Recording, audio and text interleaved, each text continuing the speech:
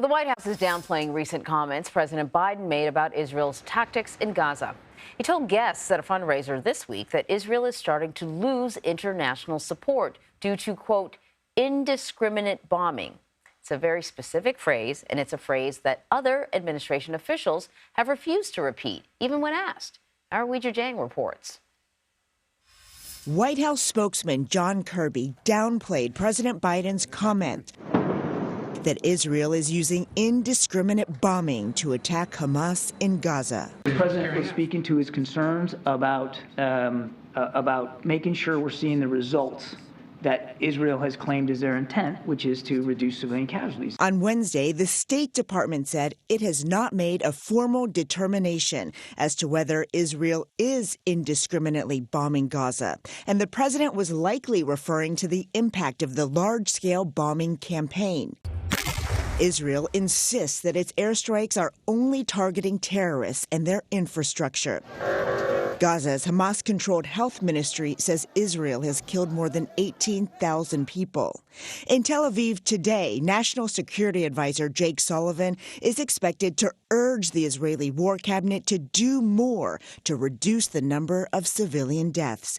He will likely face questions about what President Biden meant when he said Netanyahu has to change. The president realizes that Israel is a powerful, vibrant democracy, and any change in the government is going to have to be determined by the Israeli people. As the conflict rages on, 8 Americans remain unaccounted for. On Wednesday, their families met with President Biden in person for the first time. They are willing and ready to do all that they possibly can by any number of means to get the hostages home.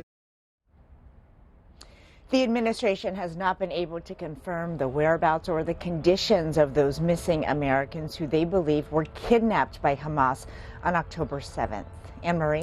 So what I learned from the very good reporting that's being done by the staff there in Washington is that indiscriminate bombing is a specific term under international law. It's not just sort of a casual term, which is why there was a focus on why he chose those words. Is there a concern that the president's comments may derail Sullivan's visit to Israel before he even meets with the Israeli prime minister?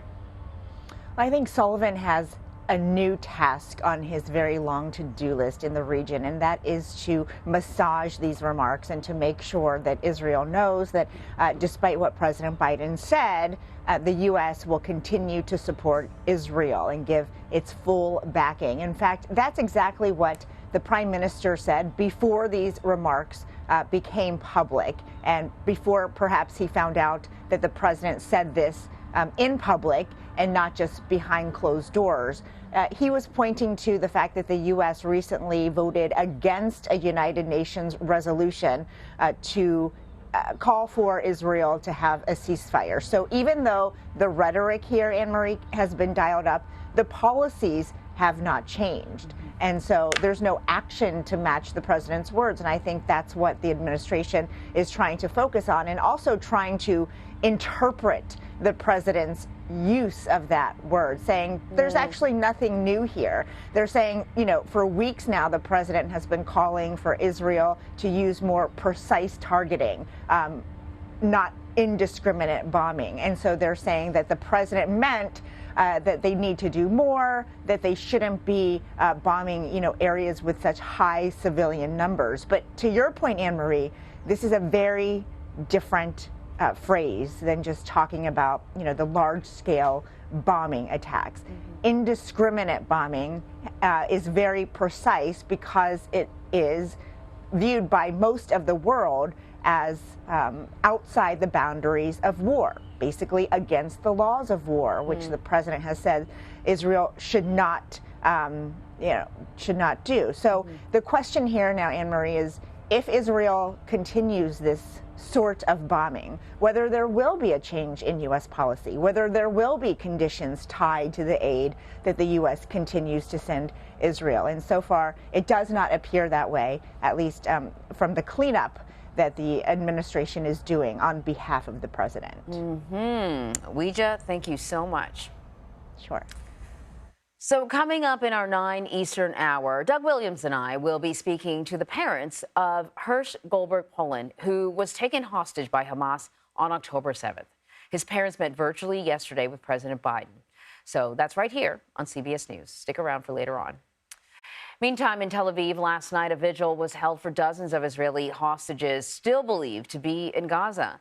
Based on the stories from captives who were released, the hostages may face some of the same dangers as Palestinians in the territory, including starvation and unrelenting attacks. Our Charlie D'Agata is watching Israel's military action. After weeks of pummeling Gaza with artillery and airstrikes, the task of hunting down Hamas fighters on the ground has to be done on foot. Tuesday saw the deadliest day for Israeli troops since the fighting began. Defense officials say 9 soldiers were killed in a Hamas ambush outside Gaza City. Close-quarter combat that puts soldiers at tremendous risk, says IDF former Chief of Staff Danny Halutz. Our signature is higher. Their signature is lower. They are popping up from the tunnels, surprising. And so we have to be very cautious. Here, just outside Gaza, rainstorms have rolled in. The temperatures have dropped, just making life that much more miserable for those inside the territory.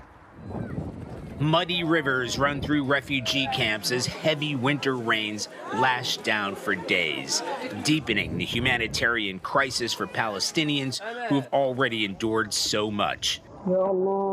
This man fighting the floods even as he cradles the body of a child. After the bombing and the starvation, dehydration and disease, thousands cramped in refugee camps now face exposure to the elements as another deadly risk. Now, the weather has thankfully cleared, at least for now. Regarding the hostage situation, following media reports that Israel has turned to Egypt to mediate a new deal to release hostages, a Hamas representative confirmed that with CBS News this morning, but repeated, as long as the fighting continues, there will be no negotiations on any deal. Anne-Marie? Yeah, I wondered about that because we've been saying that there were ongoing negotiations, and I thought the same thing. Like, if they're still going at each other, then where can the negotiations go? You know, you gave us a sense of what's happening with the civilians on the ground. The situation continues to be dire there.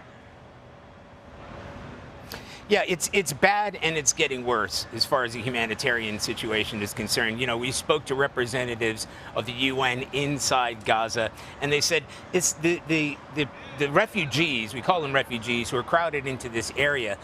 The aid agencies, not just the UN, but the International Red Cross, the Red Crescent, are having difficulty reaching those who need it most. And yes, you can see the weather behind me has cleared. For the past couple of days, it's been hammering it down here. And you saw it, you know, those refugee camps are flooded. And that is going to cause problems with waterborne diseases and exposure because the temperatures are now dropping, and they will be dropping for the next couple months through the winter. So it is a critical situation in that corner of Gaza itself, where aid agencies are saying we just cannot get to the people who need it most. In addition to that, hospitals are on their knees. You know, they can't get in the kind of equipment, the kind of medical care. The UN has lost employees. People who've worked for the UN have been killed in some of the bombings and attacks. So they're really struggling to help those who are also involved in the middle of this fight. So that's the difficulty, as aid agencies tell us. All right, Charlie, thank you.